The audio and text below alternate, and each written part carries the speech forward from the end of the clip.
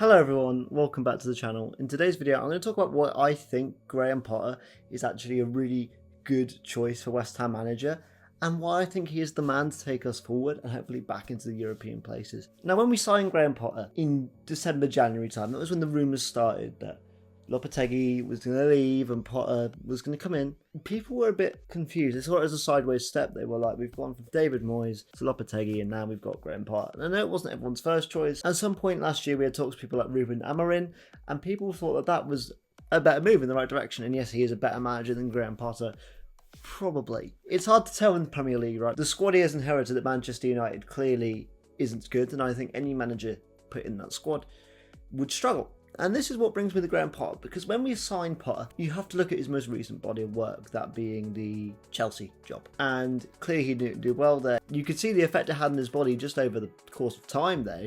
You could tell it really worn him out, and you could see this in the fact he took a break from managing afterwards. And I think that's clouded the fans' opinion of him when we signed him, was his most recent body of work did not go well. It was a really difficult time for him at Chelsea, but also I think that is sort of what sums up the Chelsea job. At the minute, similar to Manchester United, I don't really know if any manager can come in with the squad they got and do anything with it, you know. Maresca has done a fine job. They won the Europa Conference League and they were doing well last year to a certain point and the cliff fell off. But I think that's indicative of the squad they have. You know, I think it's a tough squad to manage. There's a lot of young potential there. There's not many leaders, and even one of the leaders they had in Conor Gallagher has gone to Atletico Madrid, so it's hard to know what to do with that team. And I think that's what happened with Graham Potter, because Graham Potter is a great man manager. We've seen that. We've seen the way the players have reacted since he came in, saying that there's a better vibe around the club. The feel around the club is better since Graham Potter has joined West Ham. That has been a common narrative being spread around, and some people will be pessimistic and say that the players obviously have been told to say this. I choose not to believe it though. During the time of Lopetegui being here, we had stories of James Ward-Prowse being offered to be vice-captain but then getting loaned off to Nottingham Forest. We had scraps with Jean-Claude Todibo and Mohamed Kudus. We haven't had that here.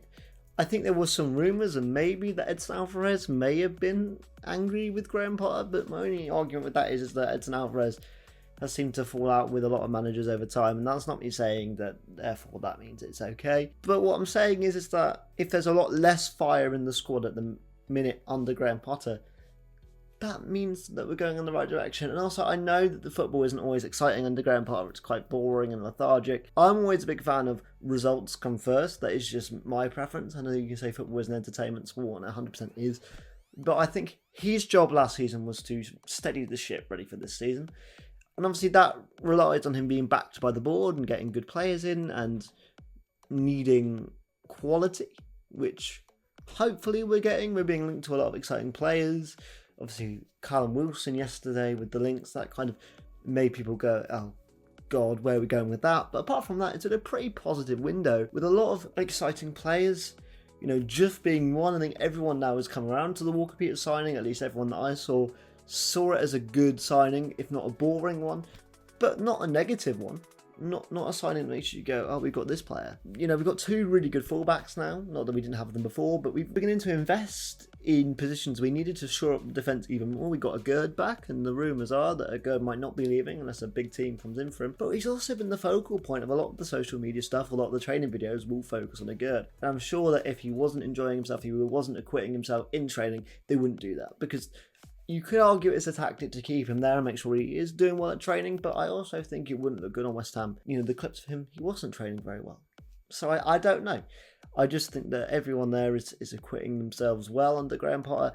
Everyone has said that he is a good man to work behind. Even Fulkrug said he's very clear in his vision, and they seem to get on very well, even after the spat that they had. And I know that some people also said that Fulkrug got dropped after the Southampton game, after he spoke out about there not being enough intensity in the squad and the fact they were, in his words, shit. So for me, the main thing is Graham Potter does seem to just help the vibe at the club, which I know sounds really simple and basic, but that is a big part of a manager's job, is to steer that ship, is to make the ship better and make the environment a place where the players can thrive and learn and improve. The second one for me is he's the first manager since before David Moyes that I trust will use the youth academy. And you can say, yes, David Moyes did use the youth academy a little bit. Of course, Declan Rice was a graduate, but he did not get his start under David Moyes. The only player you could really suggest that David Moyes helped was Ben Johnson, who he did, and I'm really sad we never got to keep Ben Johnson. Obviously, he went to Ipswich.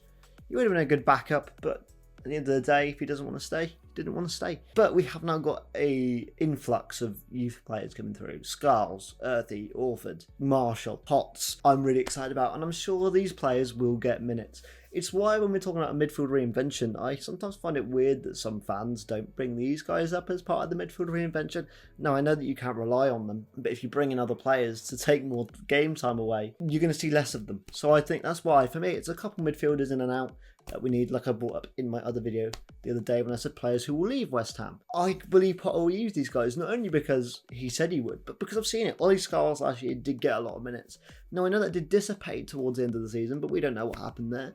But it's very clear he does like Ollie a lot. Ollie is a big part of his plans. He even gave Lewis Orford some minutes last season as well. So the big thing for me, for Graham Potter, is just to give him time, because I think a lot of people last year really wanted that run to be showing us what he could do with the squad. I don't think he used it like that, and I know that can be frustrating for some fans. It certainly was towards the end of last season. I think people just kind of stopped caring a little bit about West Ham games, and rightfully so. We didn't really have anything to fight for. We were in that battle for 13th, and you know, all the teams around us were pretty rubbish. Any of the games we would play well in, we would lose the mentality by 85 minutes, and that would be that. But the good thing is that we saw Graham Potter eventually start to not crack, but the whole new manager sort of shying on away, and he actually was like, no, I'm not happy with the squad anymore.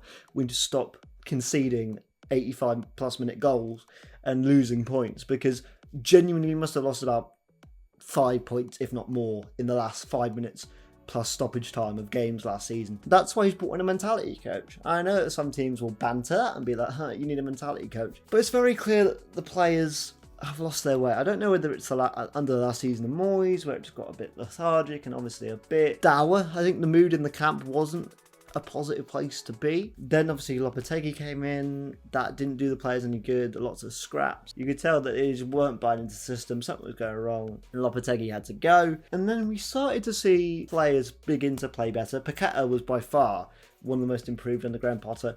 He was sensational. Bowen, obviously, and Wan-Bissaka, I think, were the only two consistent players that did well all season. So I do think there are little signs that Graham Potter is the right man for the job, but also I think he was the best available. Because I remember looking at the time of the managers who were available, and yes, we could have bought somebody and gone to get them, and that would have been great. But I think when somebody as good as Graham Potter is there on the sidelines, you have to pick him up. I think it makes sense to.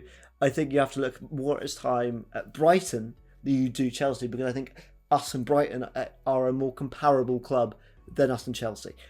I just think that is the way forward, the way we spend, the way we look at the market.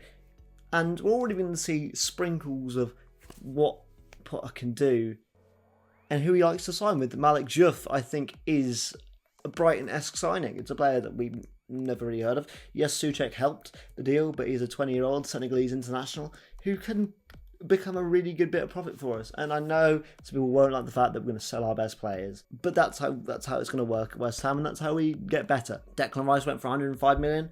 We signed Mohamed Kudus, Edson Alvarez. Like, that is just a fact. And I know Kudus is gone, but we also got profit on Kudus, so it worked. Maybe not as much profit as we would have liked, but we still got profit. And I just think, for me, Graham Potter, it has to work this season. Don't get me wrong, I'm not saying we give him ages, but one thing I do agree with David Moyes back in the day was managers do not get enough time now. They don't. These 3 bad games in a row, time's ticking. And when you think about that is crazy, because how on earth has it got that easy to get sacked? Again, Lopetegui got sacked quite quickly, but I actually felt I like that we gave him a bit more time. Did we lose out on points on that? Sure. And now I might be too kind. That you guys might be watching this and be like, no, it's a cutthroat business. If you're not working, you've got to get it gone. For me, I think give him this window. Give him to at least Christmas to kind of start seeing the benefits, because I do believe there are more benefits. We didn't leak as many goals overall. We were in games a lot more. We were on the front foot a lot more, especially than we were under Lopetegui. Because the thing about Moyes ball is, and I'll always defend David Moyes, I really like David Moyes. I never wanted him to get sacked. I just thought let his contract end. But when Moyes ball worked, it was one of the best things in the world, right? You would sit on the back foot, you counter-attack, get a goal. Would it be boring to watch from a West Ham perspective? Yes. But the vindication you would feel after West Ham score a goal, incredible. When Moyes ball didn't work, it was one of the most frustrating things to watch, because you just sat back and you don't do anything. I was at the London Stadium for the game against Aston Villa, not last season, the season before. And he brought on Ben Johnson for Mikel Antonio. And from that point on, I knew we were going to concede. I knew it was going to be 1-1 because we took our attack away just to sit back. And that's Moyes' ball to a T. With Graham Potter, we don't tend to do that. We don't tend to sit back as much. We're quite possessive. I know it can be quite boring to some people because our players last year didn't want to pass to the midfield. We had no sort of progression. But if he gets those players, I think we can be really difficult to break down. I think we'll be one of the better teams in the league. And I also think we'll be exciting to watch at times given the right opponent. But for me, it's shoring up that defence, it's getting results, it's getting us back in the top 10. I think Europe would be a stretch. But with it going down to 8th now, you never know. I know some people are like, oh, you got to look at like Villa and Brighton and Bournemouth, and you do, right? 100%. Those are the benchmarks now for us. But you look at the points difference; it's not that much. You know, if we can get a couple more wins, a couple more draws, we're back in it. It's that simple. The Premier League is that tight. And as some people will say that, oh, that's why it's a closed net for the Championship clubs, but that's another issue in and of itself. But why I like Graham Potter is because I think he represents somebody who needs to be given the chance. I think he's very West Ham. We need to get behind him. I know people say his attitude doesn't suit West Ham, but I don't know. I think he has got a bit of a kick to him, if you like. Even though he comes across as a very, regular bloke, I reckon, there is a little bit, there's a twinkle in his eye, that little bit of a, you're not going to kick me down. And I like that about Graham, and I really hope it works out for him at West Ham. But am I wrong? Do you not think he is the right man for the job? And who would you rather have at West Ham? Maybe there's some people in international football that I'm not aware of. You guys are like, that should be the guy we're going after next if Potter doesn't work out. But do you believe in Graham Potter? Do you think the season can be better? Let me know in the comments down below. Remember to like, comment and subscribe, and I'll see you guys on the next one. Take it easy and goodbye.